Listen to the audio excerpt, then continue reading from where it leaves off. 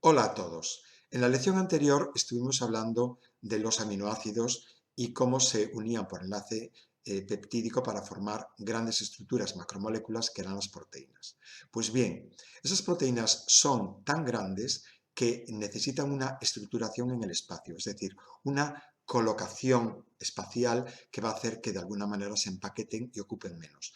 Ni que decir tiene que esta estructuración espacial va a tener unas consecuencias importantísimas para lo que es la función de las proteínas. A esos nombres, a esa colocación espacial le vamos a llamar estructuras. Las vamos a dividir en 4 estructuras: primaria, secundaria, terciaria y cuaternaria. Vamos a empezar a hablar ahora de la estructura primaria. Estructura primaria es sencillamente la secuencia de aminoácidos unidos entre sí por enlace peptídico. Y aquí en la figura podéis ver una secuencia de 4 aminoácidos que están unidos mediante un enlace peptídico resonante, plano, pero que un aminoácido con respecto al otro tiene la capacidad de girar. Este giro va a ser importante para las nuevas estructuras que se puedan ir formando. Y además hay que destacar que en esta cadena lineal de aminoácidos, que es la estructura primaria, pues ocurre que un radical de un aminoácido se va hacia un lado de la cadena, mientras que el radical del aminoácido siguiente se va hacia el otro lado de la cadena. ¿Por qué es tan importante la estructura primaria? Bueno, pues es importante porque condiciona el resto de estructuras y además, si os dais cuenta, es la expresión directa de la información que lleva el ADN. Cuando el ADN, mediante la transmisión de la información genética, se convierte en proteínas, esta secuencia de aminoácidos está dictaminada, está prefijada por la secuencia de bases nitrogenadas en el ADN. Por lo tanto, la estructura primaria es sin duda la más importante de todas las estructuras porque, insisto, condiciona a las demás y es la expresión directa de los genes de nuestro ADN. Aquí tenéis una imagen que recoge un poco cómo esta estructura del ADN aminoácido-aminoácido, perdón, la estructura de la proteína aminoácido-aminoácido, comienza por un extremo amino y termina por un extremo ácido. Esta es la estructura primaria de las proteínas. Vamos a ver ahora en qué consiste la estructura secundaria. Si avanzamos un poco, vemos que esa estructura primaria esa secuencia de aminoácidos uno tras otro, esa secuencia lineal, realmente no es una línea recta, sino que va a sufrir un acortamiento que va a consistir en una estructura helicoidal dextrógira que le vamos a llamar estructura secundaria en alfa hélice. Esta estructura secundaria en alfa hélice, que la tenéis aquí, os la puedo enseñar en más detalle, se corresponde con atracciones débiles que se establecen entre 3,6 aminoácidos. Es decir, en cada vuelta completa de esta hélice cabrían 3,6 aminoácidos. Y estas uniones son uniones débiles, que son uniones por puentes de hidrógeno dentro de la cadena, o sea, intracatenarios. Insisto en esta palabra, intracatenarios, porque vamos a ver que otras proteínas realizan su conformación, su acortamiento, su estructura secundaria, formando lo que llamamos lámina plegada. Esta conformación beta o en lámina plegada, la veis aquí, la podéis ver aquí, está formada por una estructura un poco en forma como de acordeón, en la que las cadenas lineales de aminoácidos se unen también mediante enlaces por puentes de hidrógeno con otras cadenas que pueden ir en el mismo sentido o en sentido contrario mediante enlaces débiles, como os estoy indicando aquí, enlaces por puentes de hidrógeno, y a esta estructura en zigzag le llamamos estructura en lámina plegada. Pero si os dais cuenta, aquí los enlaces son intercatenarios, o sea, entre dos cadenas de aminoácidos. Aquí también podríais observarlo, o incluso aquí. Mientras que la alfa hélice aparecía en forma de enlaces intracatenarios, dentro de la propia cadena, intracatenarios e intercatenarios. Esta es la principal diferencia entre la estructura, la conformación en alfa hélice o la conformación que se llama también en beta o lámina plegada de la estructura secundaria. Son las dos modalidades que pueden presentar las proteínas. Cuando se conforman las proteínas con una estructura secundaria, en algunos casos, cuando está muy presente el aminoácido prolina, el aminoácido prolina no permite la formación de puentes de hidrógeno y entonces se establece una estructura secundaria en alfa hélice, pero mucho más laxa. Esto es lo que le ocurre al colágeno. El colágeno es una estructura presente formando parte de nuestros tendones y que se caracteriza porque la proteína que lo constituye es muy rica en prolina y tiene una estructuración laxa, por lo tanto no tan helicoidal como la alfa hélice, y a esto le vamos a llamar hélice del colágeno. Y es una peculiaridad dentro de esta proteína en concreto, el colágeno. La estructura secundaria dotaba a la proteína de cierto plegamiento, acabamos de verlo, tanto en su forma de alfa hélice como en la configuración de lámina plegada. Sin embargo, este acortamiento todavía es pequeño. ¿Cómo consiguen realmente un buen empaquetamiento las proteínas? Pues configurando la estructura terciaria. ¿Qué es la estructura terciaria? La estructura terciaria es una estructura típica en forma de ovillo. Es una estructura enmarañada, aquí lo tenemos en mejor detalle, en el cual hay muchos enlaces implicados para mantener este ovillo bien, digamos, bien envuelto y bien armado. Fundamentalmente hay enlaces covalentes, como por ejemplo los puentes disulfuro entre cisteínas, aquí tenéis en detalle cómo se pueden establecer puentes de disulfuro entre dos cisteínas que van a actuar como auténtico plegamiento en estas estructuras.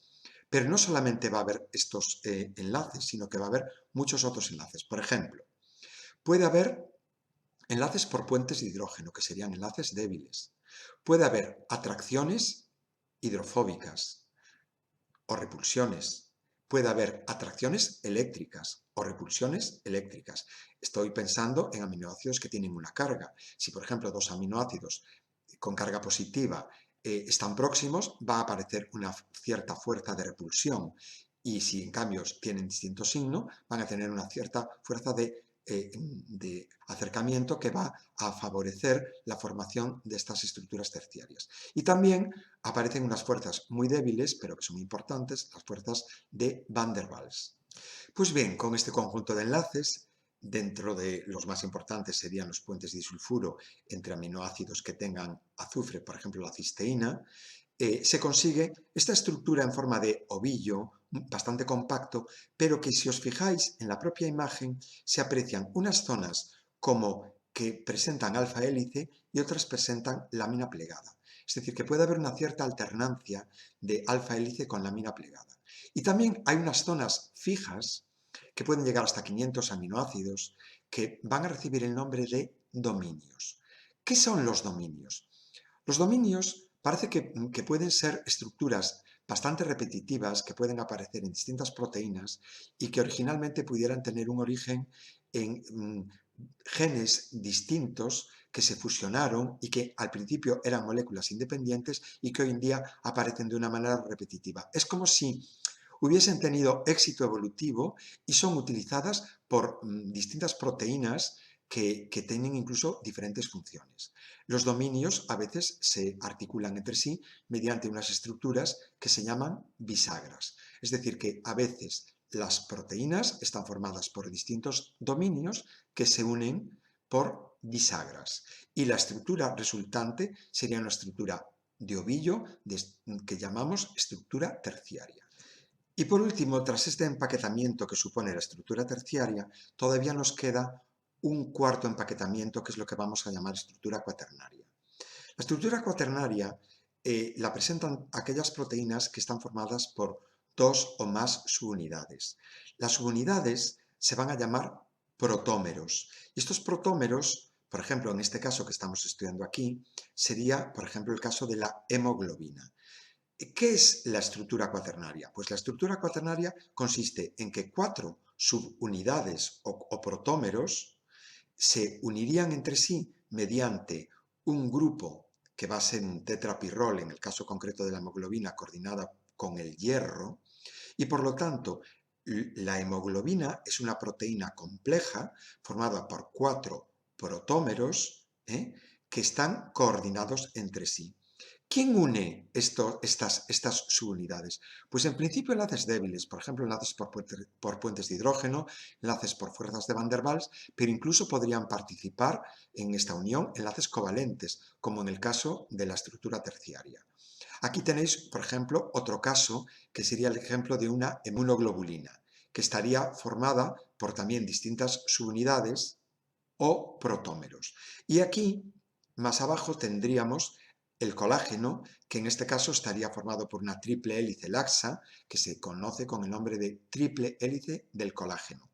Ya habíamos hablado del problema que tenía el colágeno debido a la prolina. Pero en este caso, por lo tanto, tenemos 3 proteínas que pueden ser fibrosas o pueden ser globulares, da igual, hablaremos más adelante de lo que es una proteína fibrosa y globular, pero lo que ahora es importante es que entendáis que la unión de estas proteínas constituye lo que llamamos estructura cuaternaria y que están unidos por enlaces débiles o incluso fuertes, y que esto es lo que hace que la proteína sea funcional. Y como podéis ver, se consigue un acortamiento, un empaquetamiento espacial muy importante que va a hacer que las proteínas sean muchísimo más compactas y ocupen mucho menos espacio en las células.